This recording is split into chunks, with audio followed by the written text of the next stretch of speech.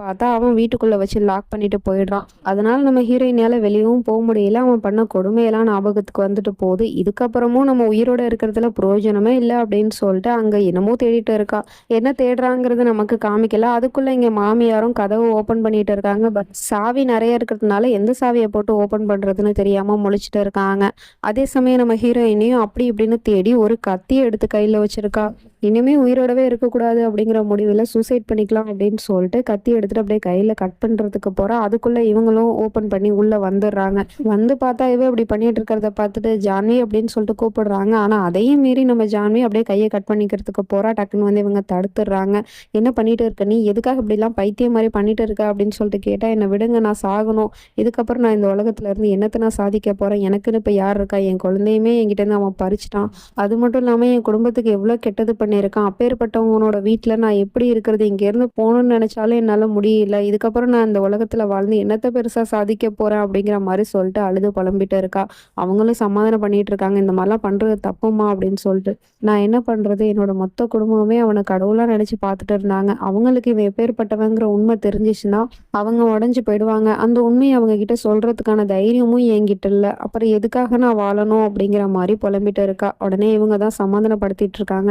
நடந்த எதுக்கும் உன்னோட தப்பு எதுவுமே இல்லை. அப்புறம் எதுக்காக நீ உன்னோட உயிரை வந்து கொடுக்கணும்னு நினைக்கிற? அது மட்டும் இல்லாம கடவுள் கொடுத்த உயிரை எடுக்கிறதுக்கு நாம யாரு அப்படிங்கிற மாதிரி கேட்டுட்டு, ஒரு வகையில உன்னோட இந்த நிலைமைக்கு நானும் தாமா காரணம் அப்படின்னு சொல்லிட்டு மன்னிப்பு கேட்டுட்டு இருக்காங்க.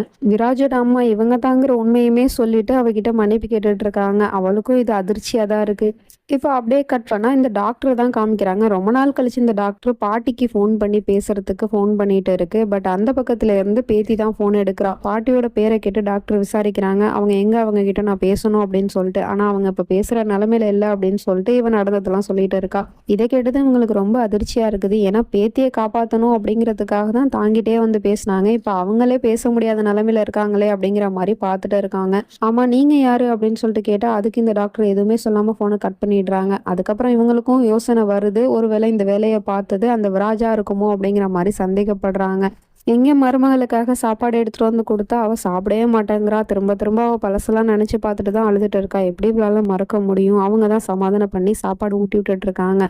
அப்போ காலிங் பெல் அடிக்கிற சவுண்டு கேட்குது. உடனே போய் டோர் ஓப்பன் பண்ணி பார்த்தா அங்க அந்த சஞ்சய் தான் வந்து நிக்கிறான். கூடவே இந்த விராஜும் வந்து நிக்கிறான். அவனை பார்த்ததுமே நம்ம ஹீரோயினுக்கு பழசெல்லாம் தான் ஞாபகத்துக்கு வருது. ஏன்னா இவனை ஒரு காரணமா வச்சுக்கிட்டும் கொடுமைப்படுத்தினா இல்லையா, அதெல்லாம் நினைச்சு பார்த்துட்டு இருக்கா. இப்ப இங்க இவன் வந்திருக்கிறதுக்கான காரணம், இவனை வந்து இப்ப ரிலீஸ் பண்ணிட்டாங்களாம். விராஜ் டோப்ரால் தான் சொல்லி ரிலீஸ் பண்ண சொல்லியிருக்கான் போல. நான் தான் பொய் கேஸ் கொடுத்தேன் அப்படி இப்படின்னு சொல்லிட்டு அதை வந்து பொண்டாட்டிட்டு சொல்லிட்டு இருக்கான். இந்த மாதிரி நான் தான் ஜான்வி இவனை பொய் கேஸ் போட்டு உள்ள தூக்கி போட்டேன். இப்ப நானே ரிலீஸ் பண்ணிட்டேன். கடைசியா உன்னை வந்து பார்த்துட்டு போகணும்னு சொன்னான். அது மட்டும் இல்லாம இவன் இப்ப இந்த ஊரை விட்டு போறானா அப்படிங்கிற மாதிரி சொல்லிட்டு இருக்கான். அவனும் ஜான்வி கிட்ட விராஜ் என்கிட்ட வந்து மன்னிப்பு கேட்டாரு. நீனும் அவர் பண்ணது எதையும் மனசுல வச்சுக்காத, நான் போயிட்டு வரேன் அப்படிங்கிற மாதிரி சொல்லிட்டு அங்க இருந்து போயிடுறான். இதெல்லாம் இவன் எதுக்காக பண்றான்னு தெரியல. ஒருவேளை ஜான்விக்கு நம்பிக்கை வரணும் அப்படிங்கிறதுக்காக இதெல்லாம் பண்றானோ என்னமோ தெரியல. அதுக்கப்புறம் சரிம்மா, நீங்க இப்ப சாப்பாடு தானே கொடுத்துட்டு இருந்தீங்க, நீங்க அதை கண்டினியூ பண்ணுங்க அப்படிங்கிற மாதிரி சொல்லிட்டு இருக்கான். நம்ம ஜான்வி சாப்பிட்றதுக்கு உட்காந்துட்டு இருக்கா. அப்போ போய் இவன் வந்து பேசுறதுக்கு போறான்.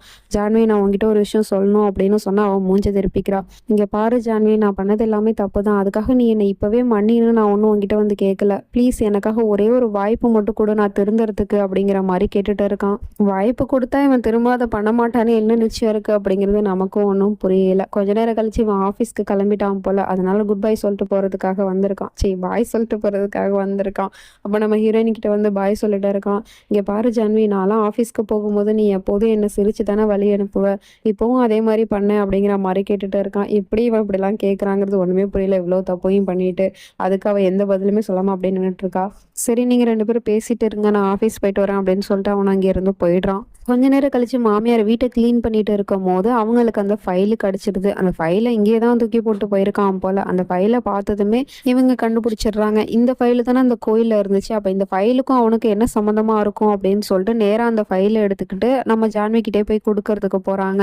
இங்க பாருமா, இந்த ஃபைலுக்கும் விராஜ்க்கும் ஏதோ ஒரு சம்மந்தம் இருக்கு, இதை பாருமா அப்படின்னு சொன்னா அவ பார்க்க மாட்டாங்கிறா. எனக்கு இப்ப இதெல்லாம் பார்த்து நான் என்ன பண்ண போறேன்? அதான் அவரை பத்தி எனக்கு எல்லாமே தெரிஞ்சு போயிடுச்சு. இனிமே புதுசா தெரிஞ்சுக்கிறதுக்கு என்ன இருக்கு அப்படிங்கிற மாதிரி சொல்லிட்டு இக்னோர் பண்ணிடுறா. ஆனா இவங்க சும்மா விடுறதா இல்ல. திரும்பவும் போய் அந்த ஃபைல காமிச்சு, "சரிம்மா நீ இந்த ஃபைல பார்க்க வேணாம். அட்லீஸ்ட் இதுல என்ன இருக்குன்னு எனக்காவது நீ படிச்சு சொல்லேன். எனக்கு படிக்க தெரியாது." அப்படிங்கிற மாரி சொல்லிட்டு அத காமிச்சுட்டு இருக்காங்க. உடனே அவளும் அந்த ஃபைல வாங்கி அதுல என்ன இருக்கோ அது எல்லாத்தையும் படிச்சு சொல்லிட்டு இருக்கா. பட் நிதானத்துலலாம் படிக்கல. அவங்க சொன்னதுக்காக அதுல என்ன இருக்கோ அத அப்படியே ஒப்பிச்சு சொல்ற மாரி சொல்லிட்டு இருக்கா. அப்படியே அந்த ஃபைல பார்த்துட்டு இருக்கும்போது அதுலேருந்து ஒரு சீட்டு கீழ விழுகுது. அந்த சீட்ட எடுத்து பார்த்தா பாட்டி ஆல்ரெடி போய் மீட் பண்ணுச்சு இல்லையா? அந்த டாக்டரோட பேரு, அட்ரஸ், நம்பர்ன்னு அதுல எல்லாமே எழுதியிருக்கு. அந்த ஃபைல்ல எல்லாமே பழசா இருக்குங்கும்போது, இந்த பேப்பர் மட்டும் புதுசா இருக்கு. ஏன்னா, இந்த பேப்பர தான் பாட்டி வந்து அந்த ஹாஸ்பிட்டல்லேருந்து வாங்கிட்டு வந்துச்சு அட்ரஸ் எழுதிக்கிட்டு. ஸோ அந்த பேப்பர் தான் இது. அதனால எனக்கு என்னமோ இந்த டாக்டரும் விராஜ் விஷயத்துல சம்மந்தப்பட்டிருப்பாங்கன்னு தோணுது. நீ வேணா அவங்களுக்கு கால் பண்ணி கேளேன் அப்படிங்கிற மாரி சொல்லிட்டு இருக்காங்க. பட் கால் பண்றதுக்கு இந்த வீட்ல ஏது ஃபோனு? அதனால நேரா வாட்ச்மேன பார்க்கறதுக்கு வந்துடுறாங்க. அவன்கிட்ட போய் ஃபோன கேட்டுட்டு இருக்காங்க. அவனுக்கு பயங்கர ஷாக்கா இருக்கு. "என்ன கீதா நீ பேசுவியா?" அப்படின்னு சொல்லிட்டு கேட்டுட்டு இருக்கான். "ஆமா நான் பேசுவேன். இத்தன நாளா நான் என் பையனுக்காக தான் ஊமையா நடிச்சேன் விராஜ் ருப்ராலுக்காக" அப்படின்னு சொன்னா, "என்னது விராஜ் சார் உங்களோட பையனா? சாரி மேடம்" அப்படிங்கிற மாரி சொல்லிட்டு மரியாதை குடுத்து பேசிட்டு இருக்கான். "உன்னோட மரியாதைலாம் எனக்கு இப்ப தேவையில்ல. உன்னோட ஃபோன ஃபர்ஸ்ட்டு குடு" அப்படின்னு சொல்லிட்டு கேட்டுட்டு இருக்காங்க. ஃபோன்லாம் நான் இப்ப குடுக்க முடியாது. நான் அவசரமா வெளிய போணும் அப்படிங்கிற மாரி சொல்லிட்டு அந்த வாட்ச்மேன் அங்க இருந்து போறான். அப்படி போகும்போது ஃபோன பாக்கெட்ல வைக்கிறேங்கிற பேர்ல கீழ போட்டு போயிடுறான். அத இவங்க கவனிச்சிடுறாங்க. அதுக்கப்புறம் அந்த ஃபோன எடுத்துட்டு அவங்க அங்கிருந்து போயிடுறாங்க. அந்த வாட்ச்மேனும் தெரியாம ஒண்ணும் ஃபோன கீழ போட்டு போல. தெரிஞ்சே தான் போட்டு போயிருக்கான். டைரக்ட்டா உதவி செஞ்சா இவன் மாட்டிப்பான் இல்லையா? அதனால தான் இப்படி மறைமுகமா உதவி செய்றான். அந்த கடவுள் தான் அந்த விராஜ் கிட்டேருந்து என்ன காப்பாத்தணும் அப்படிங்கிற மாரி வேற சொல்லிட்டு இருக்கான். இங்க இந்த பையன் ஆஃபீஸ்ல ஒர்க் பண்ணிட்டு இருக்கும்போது அங்க பியூன் வரான். அவன் வந்து காஃபி ரெடி பண்ணி குடுக்கறதுக்காக பால ஊத்திக்கிட்டு இருக்கான். அப்படி ஊத்திட்டு இருக்கும்போது தெரியாம பால் கீழ ஊத்திருது. இவனுக்கு தான் அந்த ஓசிடி ப்ராப்ளம் இருக்கு இல்லையா? அதனால அத பார்த்ததுமே எப்போதும் கோவம் தான் படுவான். பட் இந்த தடவ வித்தியாசமா கோவப்படாம, "இட்ஸ் ஓகே பரவால்ல அத தொட" அப்படின்னு சொல்லிட்டு இருக்கான். அந்த பியூன் உடனே பயந்துகிட்டே, "சாரி சார்" அப்படின்னு சொல்லிட்டு தொடச்சுட்டு இருக்கான். "ஒண்ணும் பிரச்சனை இல்ல தொட" அப்படின்னு சொன்னதும் அவனும் தொடச்சுட்டு அங்கிருந்து போனா, "ஒரு சொட்டு அங்க மிச்சம் இருக்கு பாரு" அப்படின்னு சொன்னதும் அதையும் தொடச்சுட்டு அங்கிருந்து போயிடுறான். என்னது இது அவன எதுவுமே சொல்லாம அனுப்பி வச்சுட்டான். இந்நேரம் பியூன் பண்ண காரியத்துக்கு அவன் கைய உடைச்சாலும் ஆச்சரியப்படுறதுக்கு இல்ல. பட் இப்போ வந்து அப்படியே அமைதியா சைலண்டா இருக்கானே அப்படிங்கிற மாரி தான் இருக்கு. அதுக்கப்புறம் லேப்டாப்ப பார்த்துட்டு சொல்லிட்டே இருக்கான். "பாத்தியா இப்ப அந்த பியூன் பண்ண காரியத்துக்கு எனக்கு கோவம் வந்திருக்கும். ஆனா இப்ப பாரு நான் கோவத்த அப்படியே அடக்கிக்கிட்டேன். எதுக்காக? உனக்காக தான் ஜான்வி. நான் இப்ப ஃபுல்லா சேஞ்ச் ஆயிட்டேன். உனக்காக மட்டும் தான்" அப்படிங்கிற மாரி சொல்லிட்டு இருக்கான். உண்மைய தான் சொல்றானா? இல்ல பொய் சொல்றானா? அப்படிங்கிற மாரி தான் இருக்கு. எங்க இந்த டாக்டரும் விராஜோட வீட்டு நம்பர் என்ன அப்படின்னு தேடிட்டு இருக்காங்க. ஏன்னா ஜான்வி கிட்ட எல்லா விஷயத்தையும் சொல்லணும் அப்படிங்கிறதுக்காக. ஆனா எதார்த்தமா நம்ம ஹீரோயினே அவங்களுக்கு கால் பண்ணிடுறா. கால் பண்ணி டாக்டர் ராணாவான்னு கேட்டா, ஆமா நீங்க யாருன்னு கேட்டா நான் ஜான்வின்னு சொல்றா. "ஜான்வி டூபாலா?" அப்படின்னு சொல்லிட்டு இவங்க பதட்டத்தோட கேட்டுட்டு இருக்காங்க. "ஆமா என்ன பத்தி உங்களுக்கு எப்படி தெரியும்?" அப்படின்னு சொல்லிட்டு கேட்டா, "உன்னை பத்தி எனக்கு தெரியுமா? கொஞ்ச நாளைக்கு முன்னாடி உன்னோட பாட்டி இங்க வந்திருந்தாங்க" அப்படிங்கிற மாதிரி சொல்லிட்டு இருக்காங்க. "பாட்டியா?" அப்படின்னு சொல்லிட்டு இவளுக்கு பாட்டியை பத்தின ஞாபகம் தான் வருது. ஏன்னா பாட்டி இதுக்கு முன்னாடியே வார்ன் பண்ணிட்டு தான் இருந்துச்சு, விராஜ் நல்லவன் இல்ல கெட்டவன் அப்படி இப்படின்னு சொல்லிட்டு. பட் இவ தான் அதை நம்புறதுக்கு தயாரா இல்ல. என் புருஷன் உத்தமன் அப்படி இப்படின்னு சொல்லிட்டு நம்பிட்டு இருந்தா இல்லையா? அதுக்கு தான் இப்ப அனுபவிச்சுட்டு இருக்கா. அதெல்லாம் வந்து டாக்டர்கிட்ட சொல்லிட்டு வருத்தப்பட்டுட்டு இருக்கா. "என்னோட பாட்டி என்கிட்ட எத்தனையோ தடவை வார்ன் பண்ணிட்டு தான் இருந்தாங்க. நான் தான் அவங்க பேச்சை கேட்காம போயிட்டேன். ஆனா இப்ப பாருங்க என்னோட பாட்டியோட நிலைமையே ரொம்ப மோசமா இருக்கு" அப்படிங்கிற மாதிரி சொல்லிட்டு அழுதுட்டு இருக்கா. அவங்களும் எல்லா உண்மையும் சொல்லிட்டு இருக்காங்க. பட் எல்லாத்தையும் சொன்னாங்களா அப்படிங்கிறது நமக்கு தெரியல. ஜஸ்ட் வாய்ஸ் கேட்காம சொல்றத மட்டும் தான் காமிக்கிறாங்க. அவனோட மென்டல் ஹெல்த் ரொம்பவே மோசமா இருக்கு அப்படிங்கிற மாதிரி சொல்லிட்டு இருக்காங்க. அதுதான் அவளுக்கு தெரிஞ்ச விஷயமாச்சு. "இது எனக்கு தெரியும். புதுசா ஏதாவது இருந்தா சொல்லுங்க" அப்படிங்கிற மாதிரி சொல்லிட்டு இருக்கா. "இங்க பாரு ஜான்வி" அப்படின்னு சொல்லிட்டு எல்லா உண்மையும் சொல்லிட்டு இருக்காங்க. அதுக்குள்ள இவன் இங்க கேமரால எல்லாத்தையுமே பார்த்துடுறான். இப்படி ஜான்விக்கு பேசிக்கிட்டு இருக்கிறது, அப்புறம் அவ கையில ஃபைல் இருக்கிறதுன்னு எல்லாமே தெரிஞ்சு போயிடுது.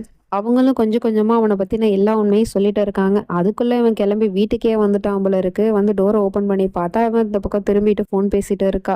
உடனே அங்கிருந்து வந்து அவ கையில வச்சிருக்க ஃபோனை தூக்கி போட்டு கீழே உடைக்கிறான். இவங்க 2 பேரும் பார்த்துட்டு ஷாக் ஆயிடுறாங்க. அந்த ஃபோனை கீழே போட்டது மட்டும் இல்லாம அது மேல காலை வச்சு ஏறி மிதிச்சுக்கிட்டு இருக்கான். சுக்கு